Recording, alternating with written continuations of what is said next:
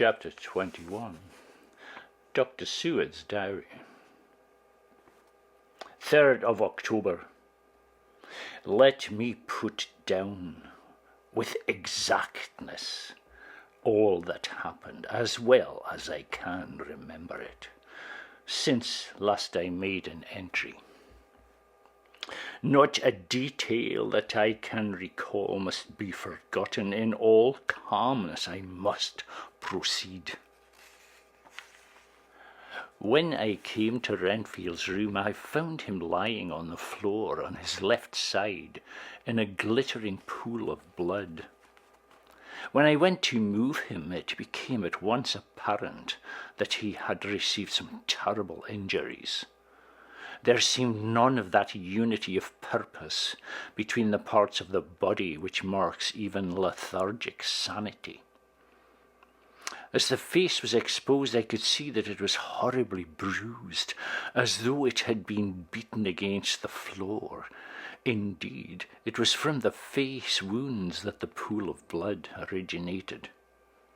The attendant who was kneeling beside the body said to me as we turned him over, "I think, sir, his back is broken. See, both his right arm and leg and the whole side of his face are paralyzed." How such a thing could have happened puzzled the attendant beyond measure, and he seemed quite bewildered, and his brows gathered in as he said, "I can't understand the two things. He could mark his face like that by beating his own head on the ground. I saw a young woman do it once at the Eversfield Asylum before anyone could lay hands on her.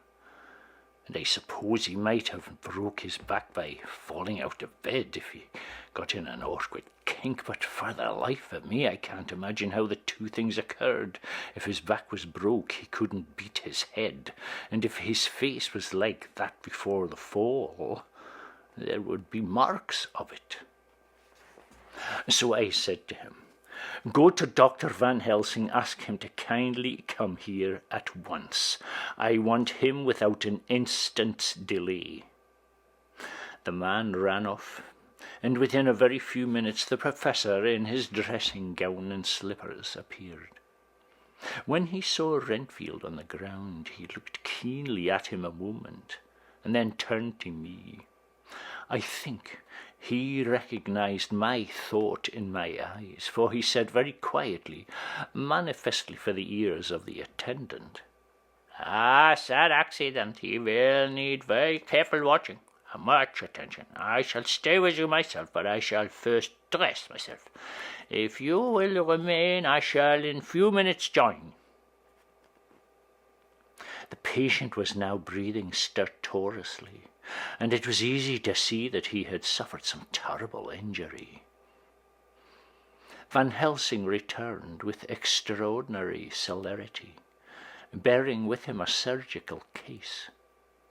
He had evidently been thinking and had his mind made up, for almost before he looked at the patient, whispered to me, "Send the attendant away. We must be alone with him when he becomes conscious after the operation." "I think that will do now, Simmons. We've done all that we can at present. You'd better go your round, and Dr. Van Helsing will operate.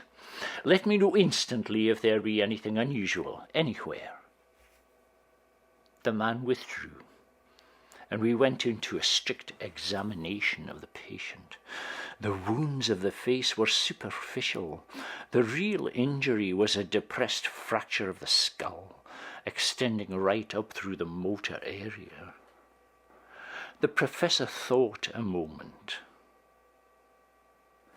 "We must reduce the pressure, get back to normal conditions as far as can be. The rapidity of his effusion shows the terrible nature of his injury. The whole motor area seems affected. The suffusion of the brain will increase quickly, so we must refine at once, or it may be too late." As he was speaking, there was a soft tapping at the door. I went over and opened it, and found in the corridor without Arthur and Quincy in pyjamas and slippers. "I heard your man call up Dr. Van Helsing, tell him of an accident, so I woke Quincy, or I called for him as he was not asleep. Things are moving too quickly and too strangely for sound sleep for any of us these times. I've been thinking that tomorrow night will not see things as they have been. We'll have to look back and forward a little more than we have done. May we come in? I nodded, and he held the door open till they had entered, and then closed it again. When Quincy saw the attitude and state of the patient and noted the horrible pool on the floor, "My God, what's happened to him? Poor devil." I told him briefly, and added that we expected he would recover consciousness after the operation, for a short time at all events. He went at once and sat down on the edge of the bed with Godalming beside him. We all watched in patience.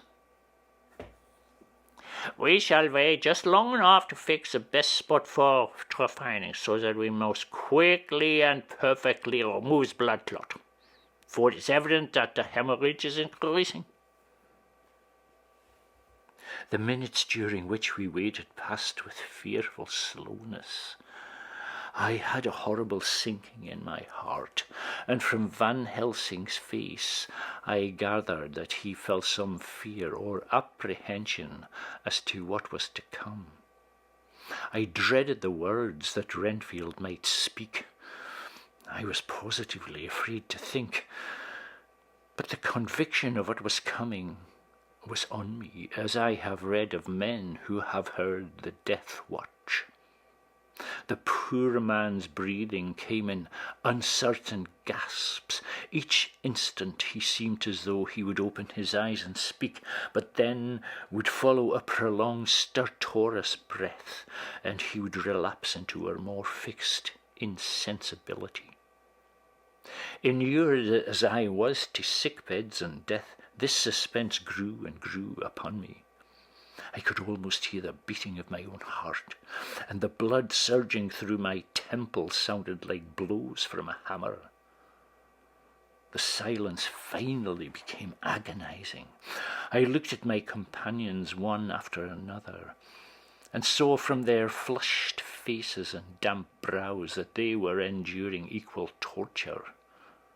There was a nervous suspense over us all, as though overhead some dread bell would peal out powerfully when we should least expect it. At last, there came a time when it was evident that the patient was sinking fast. He might die at any moment. I looked up at the professor and caught his eyes fixed on mine. His face was sternly set as he spoke. "There's no time to lose. His words may be worth many lives. I've been thinking so as I stood here. Maybe there is a soul at stake. We shall operate just above the ear." Without another word, he made the operation. For a few moments the breathing continued to be stertorous. Then there came a breath so prolonged that it seemed as though it would tear open his chest. Suddenly his eyes opened and became fixed with a wild, helpless stare. This was continued for a few moments. Then it softened into glad surprise, and from the lips came a sigh of relief. He moved convulsively, and as he did so, "I'll be quiet, doctor. Tell him to take off straight waistcoat. I've had a terrible dream, and it's left me so weak I can't move. What's wrong with my face? It feels all swollen and smarts dreadfully." He tried to turn his head, but even with the effort his eyes seemed to grow glassy again, so I gently put it back. "Tell us your dream, Mr. Renfield." As he heard the voice, his face brightened through its mutilation. "Oh, that is Dr. Van Helsing. How good it is of you to be here. Oh, give me some water, my lips are dry. And I was trying to tell you, I dreamed." He stopped and seemed fainting. I called quietly to Quincy, "The brandy, it's in my study, quick." He flew and returned with a glass, the decanter of brandy, and a carafe of water. We moistened the parched lips, and the patient quickly revived. It seemed, however, that his poor injured brain had been working in the interval, for, when he was quite conscious, he looked at me piercingly with an agonized confusion which I shall never forget. I must not deceive myself. It was no dream, but all a grim reality. Then his eyes roved around the room. As they caught the sight of the two figures sitting patiently on the edge of the bed, he went on. If I were not sure already, I should know from them. For an instant his eyes closed, not with pain or sleep, but voluntarily, as though he were bringing all his faculties to bear. And when he opened them, he said hurriedly, and with more energy than he had yet displayed, "Quick, doctor, quick, I'm dying. I feel that I have but a few minutes, and then I must go back to death, or worse." Wet my lips of brandy again. I have something I must say before I die, or before my poor crushed brain dies, anyhow.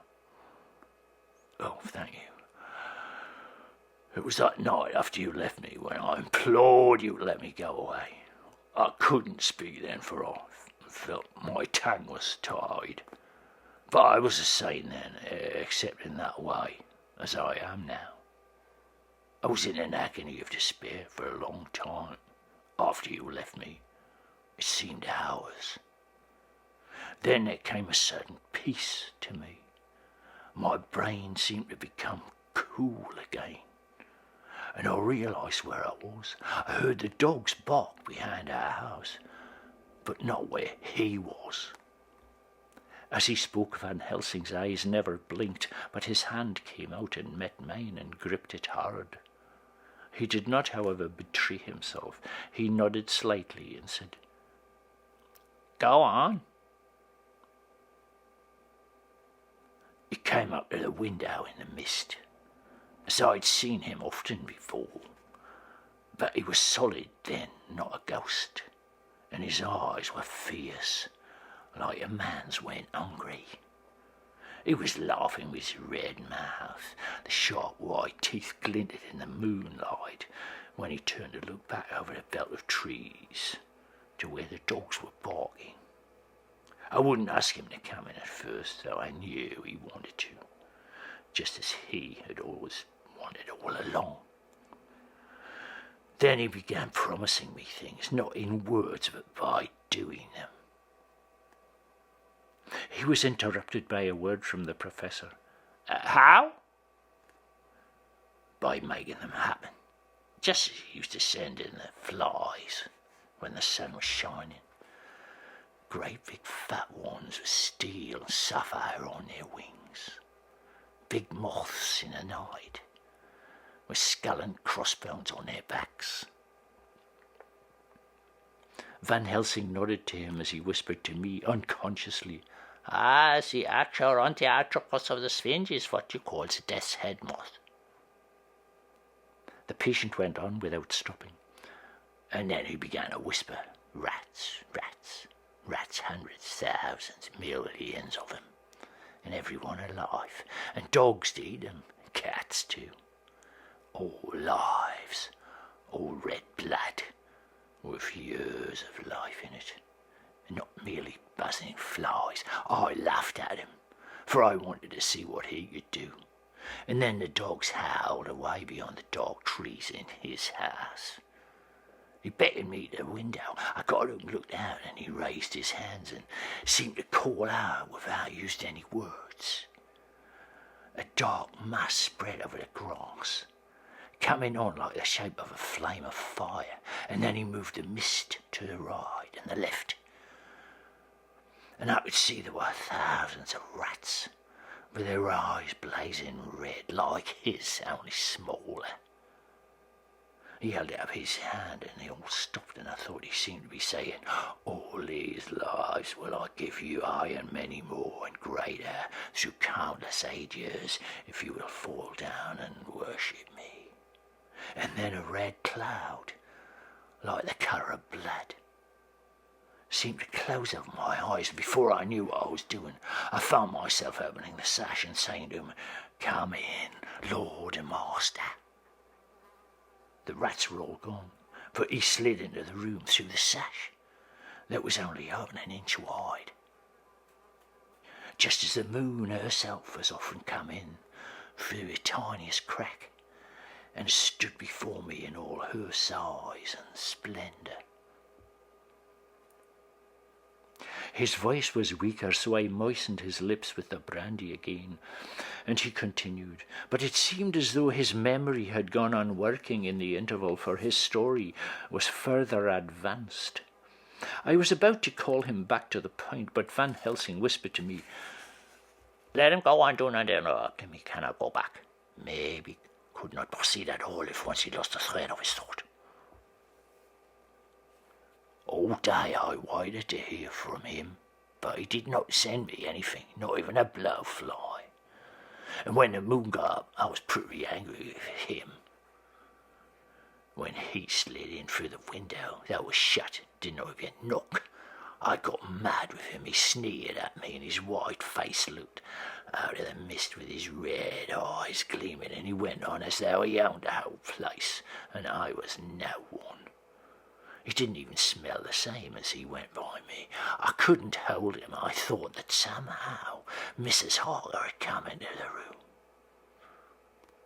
The two men sitting on the bed stood up and came over, standing behind him so that he could not see them, but where they could hear better. They were both silent, but the professor started and quivered. His face, however, grew grimmer and sterner still. Renfield went on without noticing. When Mrs. Harker came in to see me this afternoon, she wasn't the same. It was like tea after the teapot had been watered. Here we all moved, but no one said a word. I didn't know that she was here till she spoke, and she didn't look the same. I don't care for the pale people. I like them with lots of blood in them, and hers had all seemed to have run out. I didn't think of it at the time, but when she went away I began to think. Made me mad to know that he'd been taking the life out of her. I could feel that the rest quivered as I did, but we remained otherwise still. So when he came tonight, I was ready for him. I saw the mist stealing and I grabbed it tight. I had heard that mad men have unnatural strength, and as I knew I was a madman, at times anyhow, I resolved to use my power. And he felt it too, for he had to come out of the mist to struggle with me. I held tight and I thought I was going to win, for I didn't mean him to take any more of her life till I saw his eyes. They burned into me, and my strength became like water. He slipped through it, and when I tried to cling to him, he raised me up, flung me down. There was a red cloud before me, and a noise like thunder, and the mist seemed to steal away under the door. His voice was becoming fainter, and his breath more stertorous. Van Helsing stood up instinctively. We know the worst now. He is here. We know his purpose. It may not be too late. Let us be armed, for the same as we were the other night, but lose no time. There is not an instant to spare. There was no need to put our fear, nay, our conviction into words. We shared them in common. We all hurried and took from our rooms the same things that we had when we entered the Count's house. The Professor has his ready. As we met in the corridor, he pointed to them significantly. They never leave me, and they shall not until this unhappy business is over. Be wise also, my friends. It is no common enemies that we deal with. Alas, that the dear Madamina should suffer. He stopped. His voice was breaking, and I do not know if rage or terror predominated in my own heart. Outside the Harker's door we paused. Art and Quincy held back. Should we disturb her? We must. If Sir Dobby look, I shall bring it in. May it not frighten her terribly. It is unusual to break into a lady's room." "You are always right, but this is life and death. All chambers are like to the doctor, and even were they not, they are all as one to me tonight. Friend John, when I turn the handle, if the door is not open, put your shoulder down and shove. And you too, my friends. Now!" He turned the handle as he spoke, but the door did not yield. We threw ourselves against it. With a crash it burst open, and we almost fell headlong into the room. The professor did actually fall, and I saw across him as he gathered himself up from his hands and knees. What I saw appalled me. I felt my hair rise like bristles on the back of my neck, and my heart seemed to stand still. The moonlight was so bright that through the thick yellow blind the room was light enough to see. On the bed beside the window lay Jonathan Harker, his face flushed, breathing heavily as though in a stupor. Kneeling on the near edge of the bed facing outwards was the white-clad figure of his wife. By her side stood a tall, thin man clad in black. His face was turned from us, but the instant we saw it, we all recognized the Count. In every way, even to the scar on his forehead. With his left hand, he held both Mrs. Harker's hands, keeping them away with her arms at full tension. His right hand gripped her by the back of the neck, forcing her face down on his bosom. Her white nightdress was smeared with blood, and a thin stream trickled down the man's bare breast, which was shown by his torn open dress. The attitude of the two had a terrible resemblance to a child forcing a kitten's nose into a saucer of milk to compel it to drink. As we burst into the room, the Count turned his face, and the hellish look that I had heard described seemed to leap into it. His eyes flamed red with devilish passion. The great nostrils of the white aquiline nose opened wide and quivered at the edges, and the white sharp teeth behind the full lips of the blood-dripping mouth champed together like those of a wild beast. With a wrench which threw his victim back upon the bed as though hurled from a height, he turned and sprang at us. But by this time the professor had gained his feet and was holding towards him the envelope which contained the sacred wafer. The Count suddenly stopped, just as poor Lucy had done outside the tomb, and cowered back. Further and further back he cowered as we, lifting our crucifixes, advanced. The moonlight suddenly failed as a great black cloud sailed across the sky, and when the gaslight sprang up under Quincy's match, we saw nothing but a faint vapour. This, as we looked, trailed under the door, which with the recoil from its bursting open had swung back to its old position. Van Helsing, Art, and I moved forward to Mrs. Harker, who by this time had drawn her breath, and with it had given a scream so wild, so ear-piercing, so despairing, that it seems to me now that it will ring in my ears till my dying day. For a few seconds she lay in her helpless attitude in disarray. Her face was ghastly, with a pallor which was accentuated by the blood which smeared her lips and cheeks and chin, from which her throat trickled a thin stream of blood. Her eyes were mad with terror. Then she put before her face her poor crushed hands, which bore on their whiteness the red mark of the Count's terrible grip. And from behind them came a low, desolate wail, which made the terrible scream seem only the quick expression of an endless grief. Van Helsing stepped forward and drew the coverlet gently over her body, whilst Art, after looking at her face for an instant despairingly, ran out of the room. Van Helsing whispered to me, Jonathan isn't stupid such as we know the vampire can produce. We can do nothing with poor Madam Mina for a few moments till she recovers herself. I must wake him.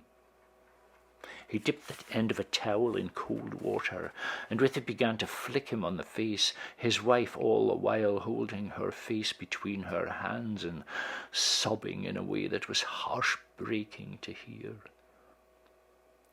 I raised the blind and looked out of the window. There was much moonshine, and as I looked, I could see Quincy Morris run across the lawn and hide himself in the shadow of a great yew tree. It puzzled me to think why he was doing this, but at the instant I heard Harker's quick exclamation as he woke to partial consciousness and turned to the bed. On his face, as there might well be, was a look of wild amazement. He seemed dazed for a few seconds, and then full consciousness seemed to burst upon him all at once, and he started up. His wife was aroused by the quick movement and turned to him, with her arms stretched out, as though to embrace him. Instantly, however, she drew them in again, and putting her elbows together, she held her hands before her face, and shuddered till the bed beneath her shook. In God's name, what does this mean? Dr. Seward, Dr. Van Helsing, what is it? What has happened? What is wrong, Mina, dear? What is it? What does that blood mean? Oh, my God, has it come to this? And raising himself to his knees, he beat his hands wildly together. Oh, good God, help us, help her! Oh, help her! With a quick movement, he jumped from the bed and began to pull on his clothes, all the man in him awake at the need for instant exertion.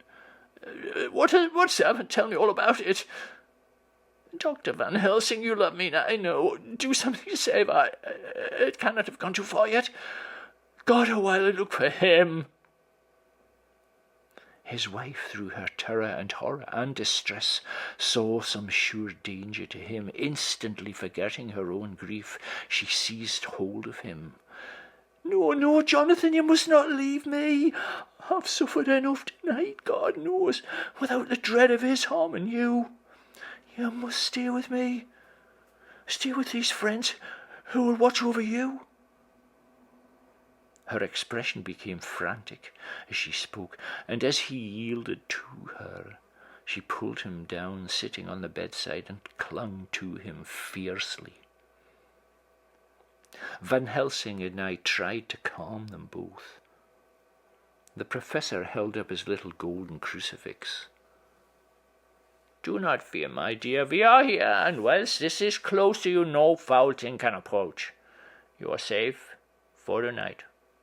We must be calm, take counsel together. She shuddered and was silent, holding down her head on her husband's breast. When she raised it, his white nightrobe was stained with blood where her lips had touched, and where the thin open wound in her neck had sent forth drops.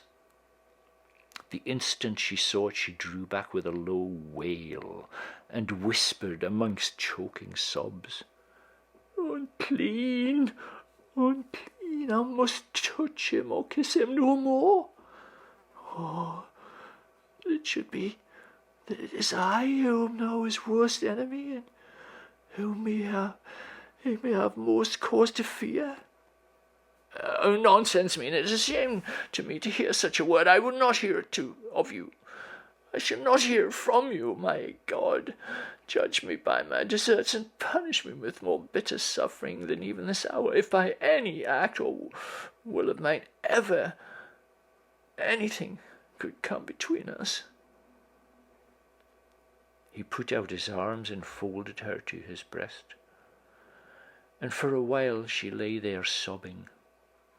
He looked at us over her bowed head, with eyes that blinked damply above his quivering nostrils. His mouth was set as steel.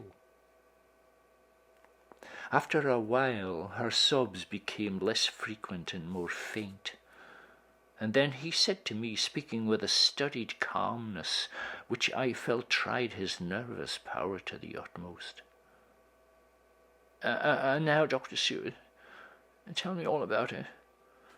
Too well I know the broad fact. Tell me all that has been." I told him exactly what had happened, and he listened with seeming impassiveness, but his nostrils twitched and his eyes blazed as I told how the ruthless hands of the Count had held his wife in that terrible and horrid position, with her mouth to the open wound in his breast. It interested me even at that moment to see that whilst the face of white set passion worked convulsively over the bowed head, the hands tenderly and lovingly stroked the ruffled hair. Just as I had finished, Quincy and Godalming knocked at the door. They entered in obedience to our summons. Van Helsing looked at me questioningly. I understood him to mean if we were to take advantage of their coming, to divert, if possible, the thoughts of the unhappy husband and wife from each other and from themselves. So on my nodding acquiescence to him, he asked them what they had seen or done, to which Lord Godalming answered, I could not see him anywhere in the passage or in any of our rooms. I looked in the study, but though he had been there, he had gone. He had, however—" He stopped suddenly, looking at the poor drooping figure on the bed. "Go on, friend Arthur. We want no more concealments. Our hope now is in knowing all. Tell freely." He had been there, and though it could only have been for a few seconds, he made rare hay of the place. All the manuscript had been burned, and the blue flames were flickering amongst the white ashes. The cylinders of your phonograph, too, were thrown on the fire, and the wax had helped the flames. And here I interrupted. "Oh, thank God there is the other copy in the safe." His face lit for a moment, but fell again as he went on. I ran downstairs then, but could see no sign of him. I looked into Renfield's room, but there was no trace there except—" "Go on," said Harker hoarsely, so he bowed his head and moistening his lips with his tongue. "Except that the poor fellow was dead." Mrs. Harker raised her head, looking from one to the other of us. "God's will be done." I could not but feel that Art was keeping back something, but as I took it that it was with a purpose, I said nothing. Van Helsing turned to Morris and asked, "And you, friend Quincy, have you any to tell?" Little it may be much eventually, but at present I can't say. I thought well to know, if possible, where the Count would go when he left the house. I did not see him, but I saw a bat rise from Renfield's window, flap westward. I expected to see him some shape go back to Colfax, but he evidently sought some other lair. He will not be back tonight, for the sky is reddening in the east, and the dawn is close. We must work tomorrow." He said the latter words through his shut teeth. For a space of perhaps a couple of minutes there was silence, and I could fancy that I could hear the sound of our hearts beating. Then Van Helsing said, placing his hand very tenderly on Mrs. Harker's head, "And now, Madamina, poor dear, dear Madamina, tell us exactly what happened. God knows I do not want that you be pained, but it is need that we all know. For now, more than ever, has all work to be done quick, sharp, deadly earnest. Stay as close to us, that must end all, if it may be so. And now is the chance that we may live and learn." The poor dear lady shivered, and I could see the tension of her nerves as she clasped her husband closer to her, and bent her head lower and lower still on his breast. Then she raised her head proudly and held out one hand to Van Helsing, who took it in his, and after stooping and kissing it reverently, held it fast. The other hand was locked in that of her husband, who held his other arm thrown round her protectingly. After a pause, in which she was evidently ordering her thoughts, she began. "I took the sleeping draught that you'd so kindly given me, but for a long time it did not act. I seemed to become more wakeful, and myriads of horrible fancies began to crowd in upon my mind, all of them connected with death and vampires with blood and pain and trouble." Her husband involuntarily groaned as she turned to him and said lovingly, "Do not fret, dear. You must be brave and strong and help me through the horrible task. If you only knew what an effort it is to me to tell of this fearful thing at all, you would understand how much I need your help. Well, I saw I must try to help the medicine do its work with my will, if it was to do me any good, so I resolutely set myself to sleep. Sure enough, sleep must soon have come to me, for I remembered no more. Jonathan coming in had not waked me, for he lay by my side when I next remember. There was in the room the same thin white mist that I had noticed before. But I forget now. If you know of this, you will find it in my diary, which I shall show you later. I felt the same vague terror which had come to me before, and the same sense of some presence. I turned to wake Jonathan, but found that he slept so soundly that it seemed as if it was he who had taken the sleeping draught, not I. I tried, but could not wake him. This caused me a great fear, and I looked round terrified. Then indeed my heart sank within me beside the bed, as if he'd stepped out of the mist, or rather, as if the mist had turned into his figure, for it had entirely disappeared. Stood a tall, thin man, all in black. I knew him at once from the descriptions of the others. The waxen face, the high aquiline nose, on which the light fell in a thin white line, the parted red lips, and sharp white teeth showing between, and the red eyes that I'd seemed to see in the sunset in the windows of St. Mary's Church at Whitby. I knew, too, the red scar on his forehead where Jonathan had struck him. For an instant my heart stood still, and I would have screamed out, only I was paralysed. In the pause, he spoke in a sort of keen, cutting whisper, pointing as he spoke to Jonathan. "Silence! If you make a sound, I shall take him and dash his brains out before your very eyes." I was appalled and was too bewildered to do or say anything.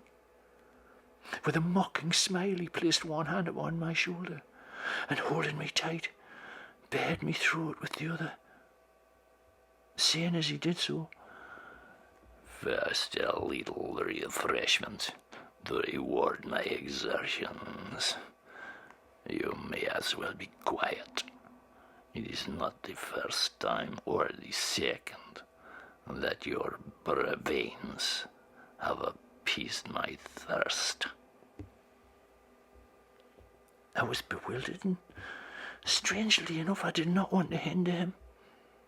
I suppose it's part of the horrible curse that this happens when his touch is on his victim. And, oh, my God, pity me. He placed his reeking lips upon my throat. Her husband groaned again. She clasped his hand harder and looked at him pityingly, as if he were the injured one. I felt my strength fading away, and I was in a half swoon. How long this horrible thing lasted, I know not. But it seemed that a long time must have passed before he took his foul, awful sneering mouth away. I saw it drip with the fresh blood. The remembrance seemed for a while to overpower her, and she drooped and would have sunk down but for her husband's sustaining arm. With a great effort she recovered herself and went on. And then he spoke to me mockingly. "And so you, like the others, would play your brains against mine. You would help these men to hunt me and frustrate me in my designs. You know now, and they know in part already, and will know in full before long what it is to cross my path. They should have kept their energies for closer at home, whilst they played wits against me who commanded nations and intrigued for them and fought for them hundreds of years before they were born. I was countermining them, and you, their best beloved one, are now to me flesh of my flesh, blood of my blood, kin of my kin, my bountiful winepress for a while, and shall later on be my companion, my helper. You shall be avenged in turn for not one of them, but shall minister to your needs. But as yet you are to be punished for what you have done. You have aided in thwarting me. Now you shall come to my call when my brain says, come. To you, you shall cross land or sea to do my bidding, and to that end, this. And with that he pulled open his shirt, and with his long sharp nails opened a vein in his breast. And when the blood began to spurt out, he took my hands in one of his, holding them tight, and with the other seized my neck and pressed my mouth to the wound, so that I must either suffocate or swallow some of the... Oh, my God, what have I done? What have I done to deserve such a fate? I have tried to walk in meekness and righteousness all my days. God pity me. Look down on a poor soul in worse than mortal peril, and in mercy pity those to whom she is dear. Then she began to rub her lips as though to cleanse them from pollution. As she was telling her terrible story, the eastern sky began to quicken, and everything became more and more clear. Harker was still and quiet, but over his face, as the awful narrative went on, came a grey look which deepened and deepened in the morning light, till when the first red streak of the coming dawn shot up, the flesh stood darkly out against the whitening hair. We have arranged that one of us is to stay within call of the unhappy pair, till we can meet together and arrange about taking action. Of this I am sure. The sun rises today on no more miserable house in all the great round of its daily course.